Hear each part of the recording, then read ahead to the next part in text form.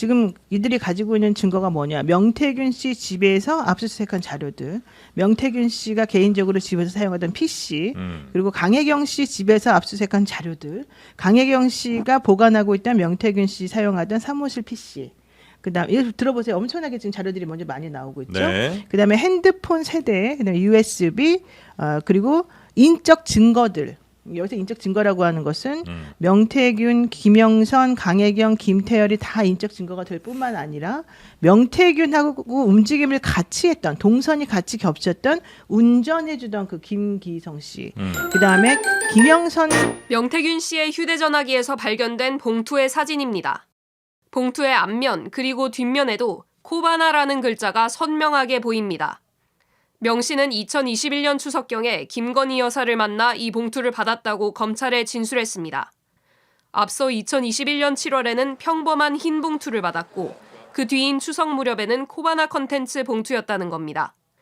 받은 장소론 둘 다 김 여사가 운영하던 코바나 컨텐츠 사무실을 지목했습니다. 명 씨는 김 여사가 아이에게 과자나 사주라고 했다거나 차비도 못 드렸는데 추석인데 아이 맛있는 거 사주라며 봉투를 줬다고 진술했습니다. 금액에 대해선 2021년 7월은 현금 10만 원 정도로 기억하고 추석경에는 액수는 기억나지 않는다고 했습니다. 그러면서 저에겐 큰 돈이고 김 여사에겐 작은 돈 같다고 말했습니다. 사진을 찍은 이유를 놓곤 기념으로 촬영을 했다고 진술했습니다. 대통령 부부로부터 받은 금일봉이기 때문에 기념으로 가지고 있었다며 봉투를 뜯어 사용하면서 가슴이 아팠다는 겁니다. 명 씨는 이 돈을 자녀의 학원비로 사용한 것으로 알려졌습니다. 명 씨는 코바나 컨텐츠에 간 이유에 대해선 윤 대통령이 선거 캠프가 꾸려지지 않아 김 여사 사무실에서 출마 관련 일을 했는데 본인도 대선 논의를 위해 사무실을 찾았다고 진술했습니다. 검찰은 윤 대통령이 대선을 준비할 당시 명 씨가 김 여사를 만난 핵심 물증으로 보고 돈봉투 사진을 법원에 증거로 제출했습니다.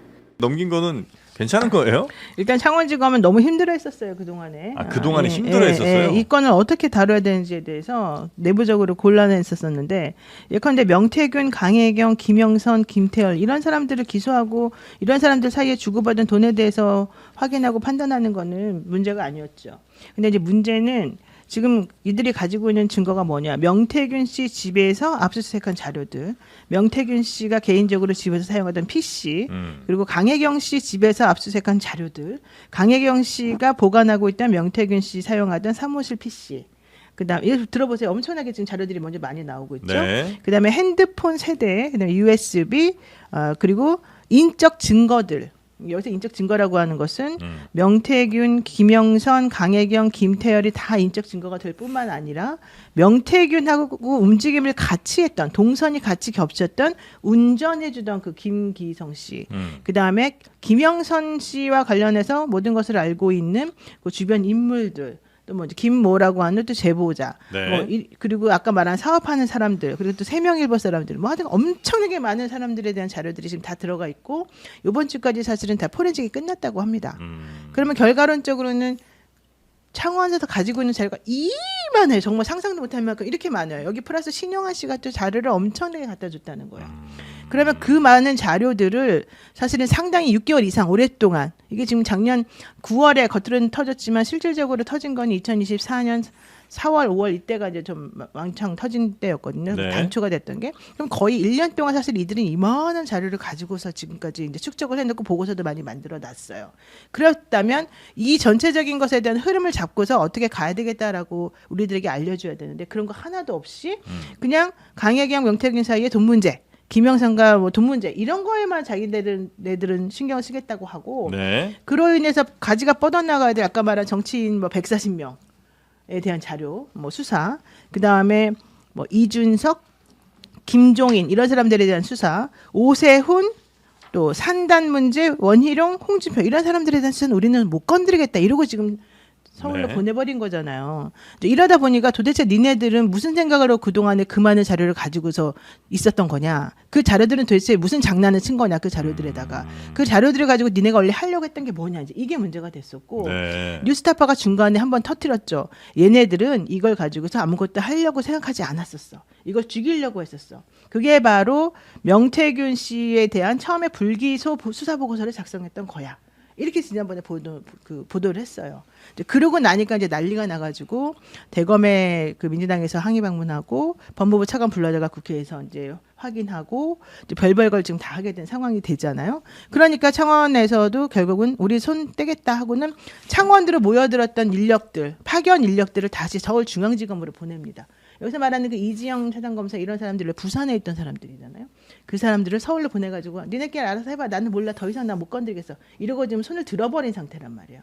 이걸 가지고서 잘했다라고 할 수가 있나? 저는 아니다라고 보고요. 그러니까 이렇게 검찰이 만약에 갖고 있으면 이게 뭐 수사가 충분히 이루어지진 않았을지 몰라도 얘네가 무슨 내용인지는 그렇죠. 다 다 알죠. 파악하고 있을 거 아니에요. 맞아요. 이거 갖고 물론 이제 그럴 리는 없습니다. 그러지 않아야 됩니다만 뭐 정치권과의 어떤 뭐 무슨 딜이든 아니면 뭔가 이렇게 오고 가고 뭐 이런 게 있을 수도 있잖아요. 바로 그거예요. 그래서 어제 나온 네. 게 사실 중요했는데 어제 나온 기사들이 그러니까 하도 참다 못해가지고 계속 터트려 나오는 게 이거잖아요. 2022년 7월에 명태균 씨가 경호처에 있는 직원을 5급 공무원을 경호실에다 꽂아준다. 그 사람 네. 이름은 권某某씨다. 그 사람 현재는 4급이 되어버렸다. 요 기사 나왔죠. 요거 관련해가지고 그러면은 그 기사의 출처는 어디서 나왔겠어요? 당연히 검찰 수사예요. 근데 그런 얘기 지금 하나도 없이 우리는 몰라 그냥 무조건 넘길게 이런 거 하나 나왔죠. 또 하나 지금 명태균 씨하고 김건희 씨 사이에 텔레그램으로 뭐 얘기됐다는 복원되었다는 그 48분짜리 통화 관련 내용을 한번 보세요. 김상민이라고 하는 검사가 조국 일가를 탈탈 터는데 너무 열심히 잘해주었으니 나는 현직인 김상민을 국회의원으로 밀고 싶어.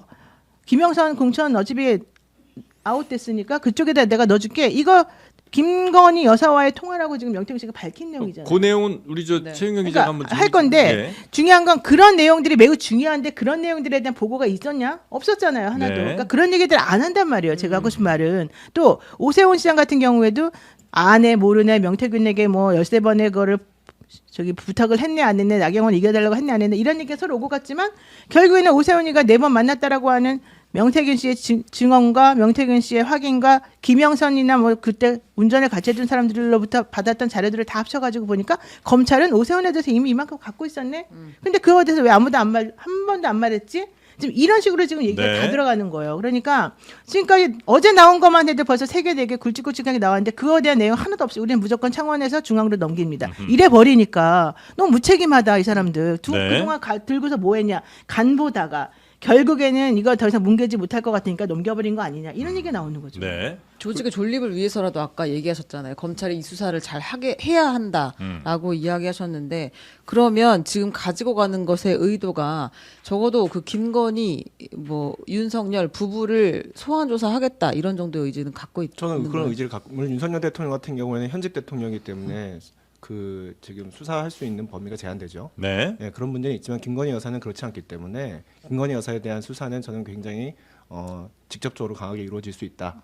예전처럼 뭐 다른 어떤 빌미를 준다거나 비판의 빌미를 준다거나 하는 일 없이 중앙지검이 제대로 수사할 것이다. 저는 그렇게 예상하고 있습니다. 왜 그렇게 할 거라고 생각하세요?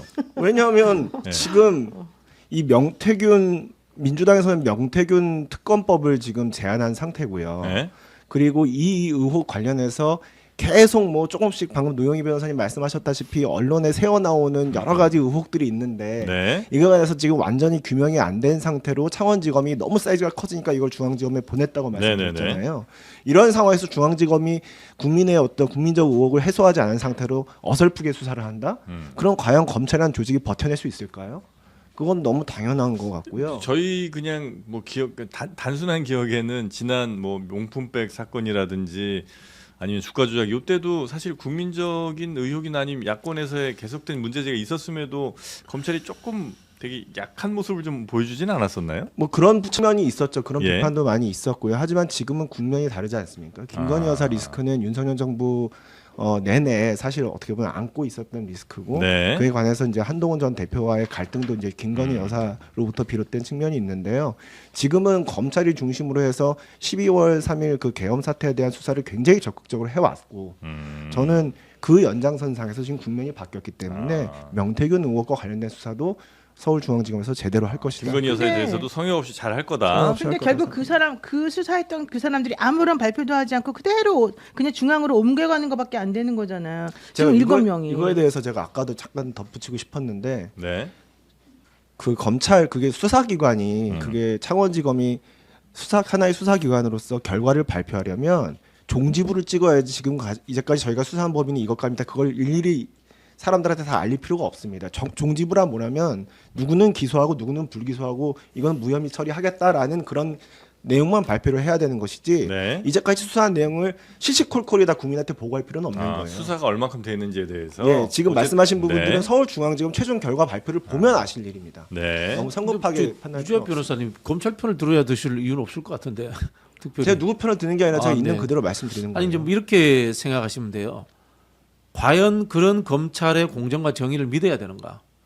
김건희가 영부인으로 힘이 있을 때는 핸드폰 맡겨가면서까지 제대로 출장 수사도 안 했던 사람들, 그게 서울중앙지검이에요. 네. 그죠? 그 서울중앙지검에다가 명태균이 수사권을 맡겼는데 이제는 정권이 무너질 것 같으니까 이 검사들이 하야나처럼 김건희를 물어뜯을 것이다.